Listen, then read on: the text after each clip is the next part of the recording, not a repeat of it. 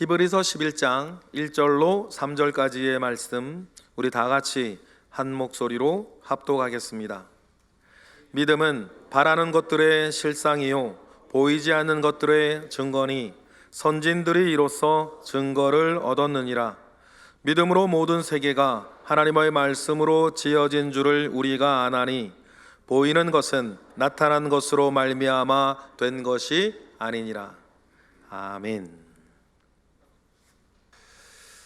여기 계신 분 절대 다수는 믿음이라는 것을 가지고 계십니다. 그런데 우리가 가진 바 그 믿음이 어느 정도냐? 어느 정도의 수준? 어느 정도의 풍성한 역사? 그 속에서 내가 살고 있는가? 이거는 또 다른 문제인 것입니다. 하나님께서 우리에게 은혜로 믿음을 주셨고 그 믿음으로 구원을 얻었습니다. 그리고 다음 우리의 과제는 우리의 가진 바 그 믿음으로 인해서 어느 정도까지 어떻게 우리는 살아야 하는가? 오늘은 그 주제에 대해서 하나님의 말씀을 나누고자 합니다. 먼저 여러분, 알아야 믿을 수 있습니다. 알지 못하는 믿음은 맹목이 될 수 있어요. 그러니 여러분의 믿음의 내용을 채워나가는 일들은 중요합니다. 그래서 어떤 분이 신앙적인 질문을 하는데 그 질문에 화를 내고 믿음이 없어서 그런 질문을 한다고 책망하거나 꾸지람해서는 안 됩니다. 그저 믿으라고 해서는 안 돼요. 왜냐하면 그저 믿어지면 믿었게요. 그런데 뭔가 의문이 생기고 왜 그렇지? 이래도 되나? 라고 하는 어떤 질문들이 생깁니다. 그 질문 자체를 질문한다고 화를 내거나 믿음 없는 소리 한다고 얘기하면 안 되는 거죠. 지난 수주간 우리 가버나움 청년의 청년들과 함께 오해와 이해라고 하는 책을 읽었습니다. 이 책은 기독교 변증서입니다. 기독교 안에 있는 여러 질문들을 하나하나 해결해 나가면서 하나님을 증명하는 책이에요. 기독교 안에는 대답하기 좀 어려운 질문들이 있습니다. 예를 들어 하나님이 계시다는 것을 어떻게 증명할 수 있는가? 구약의 하나님은 왜 가나안의 어린아이들과 여인들, 노인들까지 죽이라는 명령을 굳이 내리는가? 그래도 사랑의 하나님이라 말할 수 있는가? 많은 종교가 있는데 왜 예수만 믿어야 한다고 말하나? 너무 배타적인 거 아닌가? 다른 종교에도 기적이 있는데 그 기적들이 기독교가에서 일어나는 기적과 뭐가 다른가? 사랑의 하나님이 수많은 사람들이 예수 믿지 않는다는 이유로 수많은 사람들을 지옥에 보내는데 이것이 말이 되는가? 이런 류의 질문들이에요. 난해하지만 이런 질문들의 대답을 잘해주면 사람을 얻을 수 있고 때로는 그 사람에게 구원의 기회가 됩니다. 특히 어린아이들을 키우는 부모님들은 조심하시고 신경을 쓰셔야 되는 게 뭐냐면 아이들이 자라다가 무심결에 던지는 듯한 신앙이나 하나님에 대한 질문을 던질 때입니다. 이때 쉽고 섬세하게 친절하게 대답을 해주는 것이 되게 중요해요. 들어서는 신앙의 첫 길이 매우 중요하거든요. 그래서 성경은 우리의 믿음에 관한 질문, 그 질문에 대답할 준비를 항상 잘 해놓아야 한다고 가르치고 있습니다. 우리 베드로전서 말씀 보실까요? 다 같이 시작. 너희 마음에 그리스도를 주로 삼아 거룩하게 하고 너희 속에 있는 소망에 관한 이유를 묻는 자들에게는 대답할 것을 항상 준비하되 무와 무엇으로? 온유와 두려움으로. 우리가 가진 바 소망에 대해서 질문하는 사람들에게 대답할 것들을 잘 준비해 놓아야 한다. 그런데 잘난 척하거나 무시하거나 업신여기며 대답할 게 아니라 뭐와 뭐로? 온유와 두려움으로. 알아야 믿을 수 있으니 그렇다면 바르게 아는 것도 중요하겠죠. 여러분, 이처럼 알을 채워주는 일은 믿음의 영역에서 중요한 일이에요. 그런데 한편 신앙의 영역에는 믿어야 비로소 알 수 있는 것들도 있어요. 오늘 본문이 이에 대해서 말하고 있습니다. 믿어야 비로소 보이는 것들이 있어요. 믿어야 비로소 느껴지는 것들이 있습니다. 오늘 본문 1절 보실까요? 다 같이 시작. 믿음은 바라는 것들의 실상이요 보이지 않는 것들의 증거니. 손에 쥐어지는 실상이 아직 없고 눈으로 보이는 확실한 증거가 아직 없어도 믿을 때에 믿음으로 앞에 놓인 길을 우보천리의 마음으로 걸어가는 사람에게 생기는 경험과 암들이 또 따로 있어요. 앞서 갔던 수많은 믿음의 선배들이 걸어갔던 길입니다. 알아야 믿는다는 말도 맞지만 믿어야 알 수 있다는 말도 맞아요. 우리의 믿음에는 경험이나 깨달음을 넘어선 영역도 분명히 있기 때문이에요. 우리는 눈으로 보여지는 것만 믿는 것이 아니라 믿으니 보이는 것을 쫓아가는 사람이기도 합니다. 오늘 보면 3절이 그 말을 하고 있죠? 읽어볼까요? 시작. 믿음으로 모든 세계가 하나님의 말씀으로 지어진 줄을 우리가 아나니 보이는 것은 나타난 것으로 말미암아 된 것이 아니니라. 그래요. 그러니 우리가 하나님을 믿고 어떤 일들 속에서도 믿음 안에서 먼저 생각을 해보고 믿음 안에서 결정을 하고 믿음 안에서 도전해보고 믿음 안에서 내 주변에 일어나는 모든 일들을 해석해 나가는 거룩한 습관 되게 중요해요. 예전에 벌써 몇 해 전인데 어떤 분이 제게 보낸 문자 중에 다음과 같은 내용이 마지막에 있었어요. 그 내용이 뭐냐면 요즘 하나님이 절 버리셨다고 생각하게 돼서 교회도 안 가고 그저 그렇게 지내고 있습니다. 잘 지내고 있냐 질문에 대한 답이었어요. 이분의 근황을 알고 있던 터라 슬프기도 했지만 이분이 가진 바르지 못한 신앙관 때문에 속도 많이 상했어요. 어떤 일이 있었냐면 누가 보아도 인격적인 결함이 있는 이성 친구를 사귀었고 그 친구와 돈 문제가 얽히면서 오랜 시간 다투다가 최근에 헤어지고 말았어요. 모두들 경고하고 말렸지만 그의 잘못된 결정은 연애 때부터 계속 이어지고 있었거든요. 결국 모두가 우려했던 파국을 맞은 것입니다. 그런데 이상하게 이분의 결론은 하나님이 나를 버리셨다예요. 모두가 염려하고 말리는 선택을 이어가고 있을 때 아마 이분이 하나님께 다 잘되게 해달라고 기도했을지도 모르겠습니다. 그런데 여러분, 기도했다는 이유 하나에 자기가 원했던 결과가 나오지 않았다고 잘못된 모든 일의 책임을 하나님께 돌리고 하나님은 나를 버렸다, 그래서 교회도 나가지 않게 되었다라고 말하고 있는 거예요. 여러분, 이런 사람에게 예수를 믿는다는 게 대체 뭘까요? 예수 믿으면 자신이 선택한 일의 옳고 그름과는 상관없이 뜻대로 자기의 기대와 욕망대로 변명 가득한 기도가 다 이루어져야 되는 것입니까? 참 잘못된 믿음이에요. 잘못된 믿음은 잘못된 지식을 낳고 잘못된 지식은 잘못된 삶을 살게 만들어요. 사실상 그는 하나님이라는 이름을 빌어왔을 뿐 무속신앙 그 이상도 그 이하도 아니에요. 그렇다면 여러분, 예수 믿는다는 말이 무슨 말일까? 예수 믿는다라고 하는 말의 바른 의미는 무엇일까? 이것부터 좀 정리를 하고 가야 되지 않겠습니까? 일단 이 말은 예수 믿는다는 말이 만사형통의 조건이 된다는 뜻은 아니에요.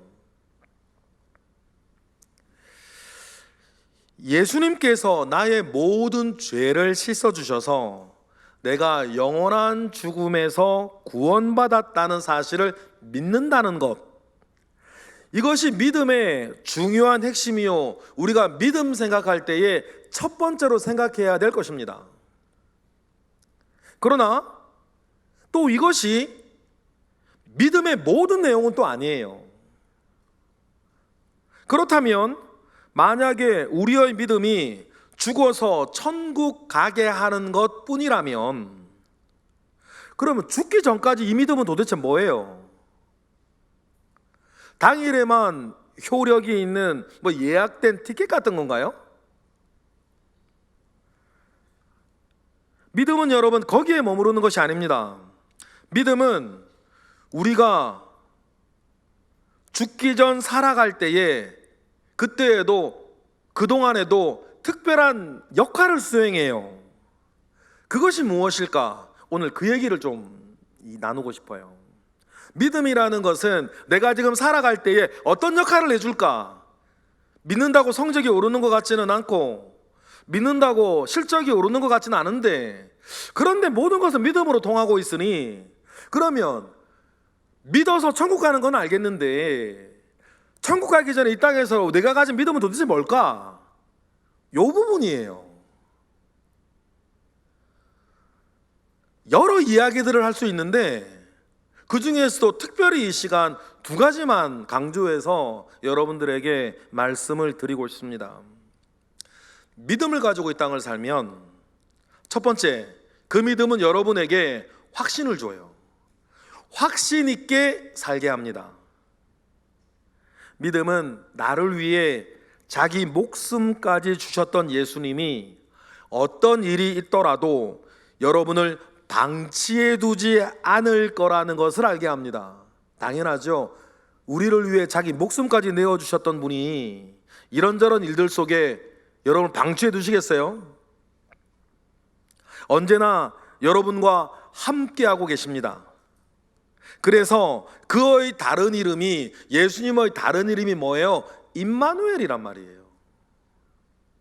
이 사실이 확실히 믿어지고 누려지는 은혜가 저와 여러분에게 있기를 바랍니다. 이 확신이 우리를 인내하게 하고, 이 확신이 우리를 특정 사건에서 이기게 해요. 예를 들어 이런 거죠. 벳세다 광야에서 오병이어의 기적을 경험한 사람들이 예수님을 자기들 임금으로 삼으려 들었습니다. 제자들마저 동조할까봐 예수님은 제자들을 배에 태우고 황급히 갈릴리 바다 건너편 가버나움으로 보내요. 그런데 제자들이 타고 가던 배가 풍랑을 만나지 않습니까? 어부 출신이 많았던 제자들은 풍랑과 사투를 벌이고, 그러면서 알게 된 게 도무지 자기들의 능력으로 해결될 일이 아니라는 걸 깨달았어요. 그리고 그 배에 예수님도 없었습니다. 죽음의 순간이 찾아온 거예요. 그때 예수님이 제자들에게 다가오십니다. 무리를 걸어 전복될 위기의 배에 올라타십니다. 그리고는 바다를 꾸짖어 잔잔하게 하시죠. 성경을 자세히 읽어보면 그 전에 예수님 뭐 하고 있었냐면 절벽 위에서 풍랑에 있는 배를 보고 계셨어요. 그러면 여러분, 예수님은 멀리서도 바다를 꾸짖어 잠잠하게 하실 수 있었어요. 그런데도 수고스럽게 풍랑이 있는 배까지 걸어오셔서 제자들의 배에 승선하신 후 바다를 꾸짖어 잠잠하게 하신 거예요. 왜 그러셨을까? 절벽 위에서 하셔도 되는데. 이 일을 통해서 예수님은 제자들과 우리에게 알려주고 싶은 사실이 하나 있으셨던 것 같아요. 그게 뭐냐면, 내가 눈에 보이던 보이지 않던 나는 너희들과 함께하고 있다는 사실이에요. 여러분, 이 사실을 믿으라는 것입니다. 거친 세상을 사는 우리도 종종 버거운 상황을 만납니다. 여러분, 그때 보이든 보이지 않던 주님이 여러분과 함께하고 계시다는 사실을 믿으세요. 중요한 것은 상황이 아니라 그 안에서도 주님과 동행하는 것입니다. 선진들이 이로써 증거를 얻었다고 오늘 본문은 이야기를 해요. 헛된 꿈이 아니라는 것입니다. 그러하니 우리도 그 증거를 얻고 그 믿음을 누리며 살아야 예수 믿는 재미도 좀 보고 은혜도 받고 소망 중에 즐거워도 하며 그런 증거들이 있으니 전도도 잘하는 사람 되지 않겠습니까? 이 사실을 너무나도 잘 알고 체험하던 바울도 자신의 죽음이라는 마지막 고난 가운데에서도 다음과 같이 말할 수 있었습니다. 디모데후서 1장 12절 다 같이 읽어볼까요? 시작. 이로 말미암아 내가 또 이 고난을 받되 부끄러워하지 아니함은 내가 믿는 자를 내가 알고 또한 내가 의탁한 것을 그날까지 그가 능히 지키실 줄을 확신함이라. 바울은 확신하고 있었습니다. 자기를 지키실 것이라는 것을 확신하셨어요. 여러분, 무엇을 대충 하는 것과 확신하는 것은 엄청나게 다른 결과를 낳습니다. 여러분, 임마누엘의 복음을 확신하는 여러분들이 되시기를 바랍니다. 확신하는 사람은 경험하게 될 거예요. 철학적인 방법론은 어느 정도 거리를 유지하면서 대상을 바라보는 겁니다. 순전한 지적 활동이에요. 그러나 신앙적인 방법론은 확신 가운데에 자기를 던져 넣는 것 아닙니까? 재판석에 앉아있는 판사의 태도로 살피기만 하면 결코 복음이 무엇인지 알 수 없어요. 여러분, 복음은 어떤 사실관계나 어떤 지식의 체계가 아니지 않습니까? 만약에 복음이 지식 체계였다면 예수님은 십자가에 구태에 올라가 죽지 않으시고 가르치시기만 해도 될 거 아니에요. 소크라테스나 공자나 부처처럼 가르치기만 하면 돼요. 뭐가 복음이 지식의 체계라면. 그러면 우리도 공부해서 깨달으면 될 거 아닙니까? 그런데 복음은 그런 게 아니잖아요. 신앙은 그런 영역 밖에 있는 거예요. 복음의 진리는 실제로 경험하고 그 영향을 받고 그 능력을 느끼고 누리기 시작할 때에 비로소 내 것이 되는 것입니다. 아는 것만으로는 부족해요. 구경하는 자리에 있다면 복음은 그저 하나의 지식으로밖에 받아들여지지 않을 것입니다. 만약에 어떤 분에게 복음이 그저 하나의 사실관계와 지식체계라면 죄송하지만 그분은 아직 기독교 밖에 있는 분이에요. 확신한다는 것은 복음의 주님이 여러분에게 다가온다는 뜻이에요. 그래서 풍랑이는 여러분의 배에 올라 함께 하신다는 것을 느끼는 것입니다. 그래서 예수님이 여러분에게 들리지 않는 소리로 말을 걸어옵니다. 가슴에 떨림이 있고 확신이 생깁니다. 그래서 담대해져요. 그러면서 복음이 진정으로 나의 것이 됩니다. 우리는 믿음으로 지금 이곳에서 주님과 동행하게 됩니다. 이것이 우리가 사는 동안 누려야 하는 믿음의 역사, 믿음의 역할이에요. 그러면 예수님께서는 여러분을 강하게 하고 이기게 할 것입니다. 그러한 은혜를 누리시는 저와 여러분 되시기를 바라요. 둘째로는 믿음은 초월의 자유를 줍니다. 저는 괜찮다라고 하는 우리말을 정말 좋아해요. 이 말에는 상황을 초월한 힘이 느껴지기 때문이에요. 여러분, 믿음에는 그래도 괜찮다라고 하는 초월의 은혜가 있어요.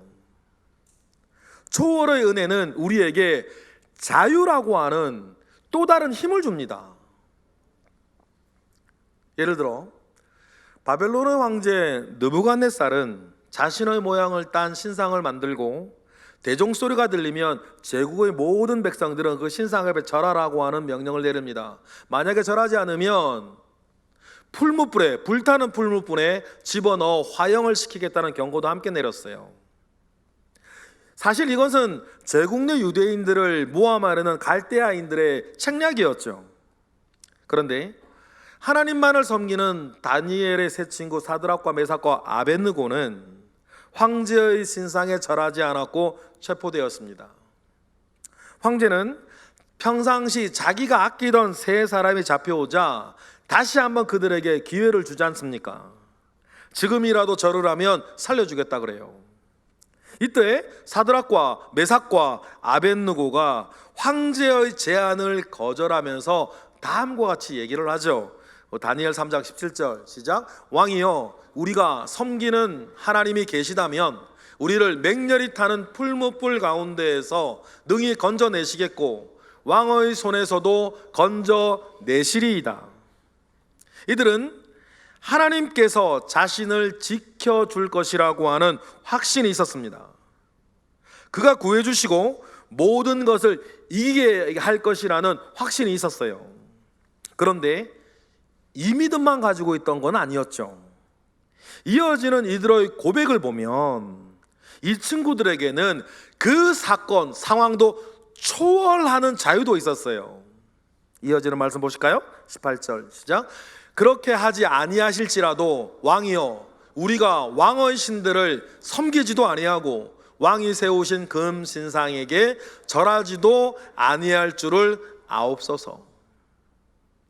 이들에게는 설령 그러다가 내가 죽더라도 괜찮습니다 라고 하는 초월의 자유가 있었어요.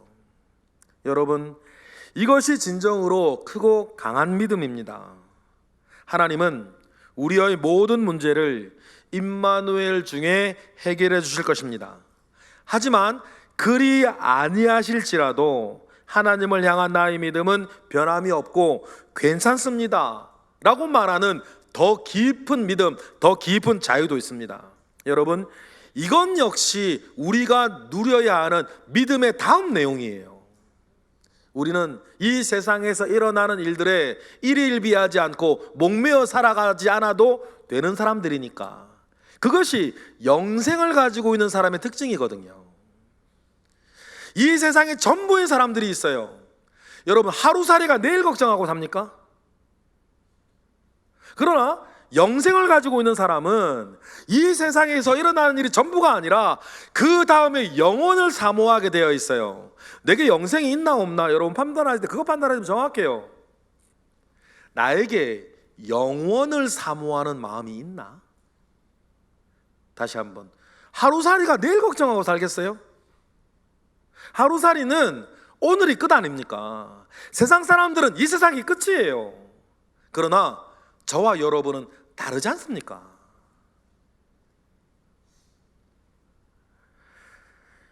하나님은 사드락과 메삭과 아벳느고를 죽게 내버려 두지 않았습니다. 7배가 더 뜨거워진 풀무불에 던져졌지만 그들은 머리카락 한 올 타지 않고 무사했어요.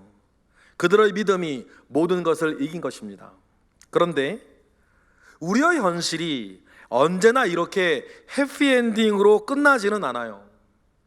사도 바울처럼 옥중에서 참수형을 당하여 네로 황제한테 죽을 수도 있고, 베드로처럼 역시 네로 황제에게 십자가에 거꾸로 매달려 죽을 수도 있습니다.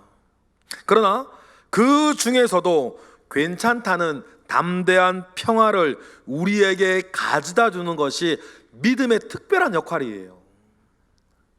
이 모든 것을 하나님께 맡겼기 때문입니다. 그래서 죽기 직전에 바울이 했던 말을 다시 한번 읽어보실래요? 좀 전에 읽었던 그 말씀 다 같이 읽어볼게요. 시작. 이로 말미암아 내가 또 이 고난을 받되 부끄러워하지 아니함은 내가 믿는 자를 내가 알고 또한 내가 의탁한 것을 그날까지 그가 능히 지키실 줄을 확신함이라. 할렐루야. 살아도 죽어도 자신은 괜찮다고 하는 믿음의 깊은 수준까지 바울은 도달했었고, 그래서 바울에게는 이래도 좋고 저래도 좋다는 괜찮아지는 은혜가 있었습니다. 왜냐하면 이르나 저러나 사나 죽으나 그가 내가 맡긴 모든 것을 지켜주실 것을 알았기 때문이에요. 여러분, 이러한 자유가 저와 여러분에게 있기를 바랍니다. 모든 것을 하나님께 맡깁시다. 그리고 우리는 세상의 풍랑 속에서 자유를 누리세요. 지나고 보면 여러분 마음속에 지금 뭐가 있는지 모르겠는데 지나고 보면 그 별거 아니지 않습니까? 그리고 또 여태까지 우리가 살면서 걱정 없었던 때가 있었나? 문제 없었던 때가 있었습니까? 문제는 늘 있었다. 그러나 지금 여러분은 살아있고 옛날의 문제는 기억도 안 나. 기억나는 몇 가지 있죠. 그런데 여러분, 중요한 건 그게 지금 여러분에게 아무런 영향이 없어요. 그러면 여러분 꼭 기억하십시다. 지금 여러분을 괴롭히는 무엇인가 있다면 그거 조금만 더 시간 지나면 기억도 안 날 거예요. 설령 기억난다 하더라도 미래의 여러분이 살아갈 때는 아무런 영향이 없습니다. 그럼 여러분 확신하십시오. 믿음이 우리에게 주는 자유의 수준이 있다는 거예요. 그 수준까지 도달하시는 저와 여러분 되시기를 주님의 이름으로 축복합니다. 저 광고 참 카피가 좋다라고 하는 감탄사를 막 자아내는 광고들이 있죠. 지금도 기억에 나는 몇 가지 카피들이 있는데, 예전에 세종로를 걸을 때에 어느 건물 옥상에 옥외 광고판이 보였어요. 광고주를 기다리는 비어있는 광고였거든요. 광고판이었어요. 그런데 그곳에 적혀있던 광고주를 기다리는 광고판의 카피가 참 좋았어요. 이렇게 적혀 있었습니다. 당신의 좋은 광고가 사람들의 가슴을 뛰게 합니다. 그런 광고였어요. 참 카피가 참 좋다, 그런 생각했죠. 제가 보았던 여러 광고 문구 중에서 저건 정말 최고다라고 했던 광고가 있었는데 이것이었어요. 서울 어디까지 가봤니? 뭐 이런 광고였죠. 저처럼 서울에 살지만 서울 잘 모르는 사람 많잖아요. 가본 데도 별로 없고, 여러분도 대부분 그러실 거예요. 서울에 사는 사람조차도 서울 도심 관광을 유도하는 서울 어디까지 가봤니? 라고 하는 광고는 그 목적과 과정이 참 좋은 광고 문구 같았어요. 그런데 알고 보니까 이 광고는 서울시에서 처음 한 건 아니었고 대한항공에서 먼저 해서 히트를 쳤던 광고였죠. 대한항공이 미국 10개 도시에 비행기를 취항하면서 썼던 광고 문구가 미국 어디까지 가봤니? 라고 하는 그 광고였어요. 이런 거였죠. 미국 어디까지 가봤니? 라고 하면서 뒤에 덧붙이는 말들이 있었어요. 이런 거예요. 너 미국 어디까지 가봤니? 그리고는 감성을 자극하는 영상이나 그림을 함께 생소한 미국의 지명을 등장시켜요. 뭐 이런 거예요. 너 미국 어디까지 가봤니? 처음 만나는 사람과 가장 빨리 친해지는 곳 내슈빌. 그리고는 재즈 카페 그림과 멋진 그림이 들어갑니다. 그 광고를 보면서 미국을 숱하게 드나들었던 사람도 그 내슈빌이라는 동네를 보면서 처음 만나는 사람과 제일 빨리 친해진다고? 미국을 제집 드나들듯 드나들었던 사람도 그렇게 가보고 싶게 만드는 그런 광고였어요. 그렇겠죠. 서울도 그렇고 미국도 그렇고 더 세밀하고 더 자세하고 더 세밀한 곳이 있단 말이에요. 그 광고가 제 기억에 남는 이유는 제가 그 광고를 보면서 이런 생각이 들었기 때문이에요. 그러면 나는 복음 가운데엔 어디까지 내가 가봤을까?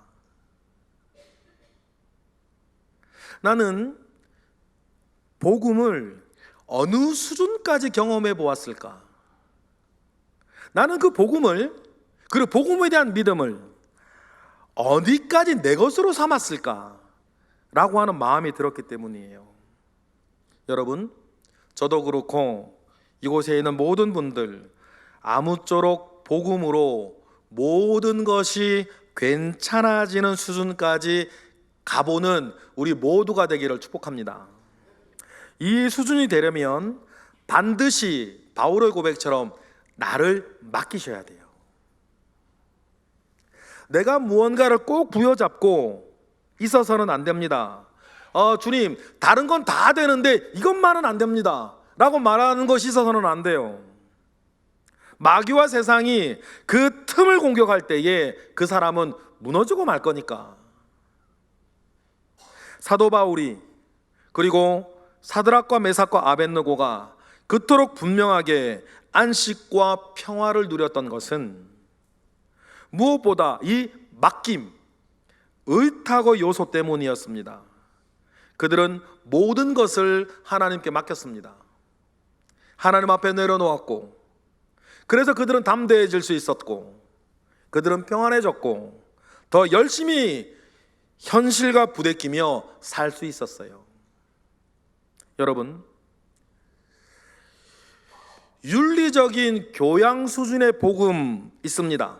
그런 복음 있어요. 한 발 더 나아가 생명보험 수준의 복음에 머무르는 사람도 있습니다. 그런데 우리가 거기에 머무르지 않고 우리의 삶에 능력으로 작용하는 믿음의 사람이 되려면 두 가지가 있어야 되는데, 확신과 자유의 믿음이에요. 복음이 우리 가슴밭에 떨어질 때에 우리의 수준에 따라 그 복음은 다양한 모습으로 역사할 수 있어요. 어떤 이에게는 말도 안 되는 이야기가 될 뿐입니다. 길짝박 같은 사람 아닙니까? 어떤 사람에게는 들으면 좋은 이야기일 뿐이에요. 돌짝 같은 사람이겠죠. 어떤 사람에게는 복음의 내용을 사모하지만 자기에게 너무 먼 이야기예요. 현실의 염려 때문 아닙니까? 가시된 불의 사람이에요. 이런 사람에게는 복음이 역사할래야 역사할 수가 없고, 믿음이 역사할래야 역사할 수가 없어요. 하지만 옥토 같은 사람이 있지 않습니까?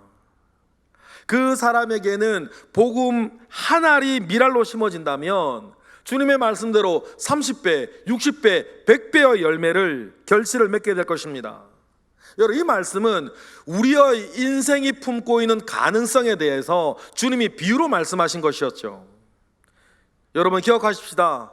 여러분의 지금 하나의 밀알에는 30배의 가능성이 있어요. 60배의 가능성이 있습니다. 100배의 가능성이 여러분에게 심겨져 있어요. 문제는 뭐예요? 믿음의 고백이에요. 100배까지도 팔레스타인 이야기고, 제가 책을 보다가 우리나라 쌀 이야기를 읽었는데 우리나라의 주곡은 쌀 아닙니까? 벽시 하나가 모가 되어 심어지면 그 벽시 하나로 얼마나 많은 나달을 맺는지 읽은 적이 있어요. 벽시 하나를 심으면 그 모 대가 대여섯 개가 나온대요. 그런데 대 하나에 적게는 70개, 많게는 90개의 나달이 열린다고 하네요. 그러면 벽시 하나를 심으면 대충 500개의 나달이 열리는 거예요. 500배죠. 재밌게도 여러분들이 먹는 밥 한 공기에 밥알이 500개 들어간답니다. 저는 조금 더 들어갈 것 같고. 그러면 여러분 보세요. 눈에 보이는 것은 벽시 하나인데 이 벽시 하나가 땅에 심겨지면 밥 한 공기씩 되는 거예요. 여러분, 이것이 믿음 안에서 하나님께서 여러분에게 기대하시는 바고, 이것이 믿음 안에서 하나님께서 여러분에게 주시고 싶어 하시는 500배의 은혜라는 것을 꼭 기억하시길 바랍니다. 토마스 아퀴나스는 보이는 것 속에 보이지 않는 미래를 보는 것을 믿음이라 정의했어요. 그는 보이는 것을 액트라고 했습니다. 그리고 보이지 않는 가능성, 그 미래를 포텐트라고 불렀어요. 그래서 따라서 현재 하나의 밀은 액트입니다. 그러나 그 속에는 500배의 열매의 가능성, 포텐트가 숨겨져 있는 것 아닙니까? 그것을 보고 믿음의 여행을 떠나는 것, 그것을 보고 여러분의 삶에서 보배로운 믿음을 고백하는 것, 여러분, 그것이 믿음의 역사를 일으키는 첫 단추라는 것을 기억하셔야 돼요. 근데 많은 경우에 찰랑이는 물결 보고 믿음의 보배로운 고백을 못하는 거예요. 겁도 나고 염려도 되고 무섭고. 그러나 여러분, 그 허들 넘으세요.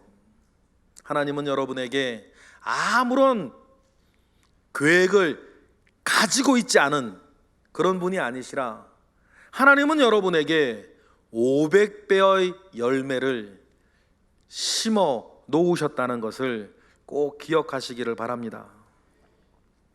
이제 우리의 할 일은 복음 가운데에 믿음으로 숨겨져 그 속에서 죽는 겁니다.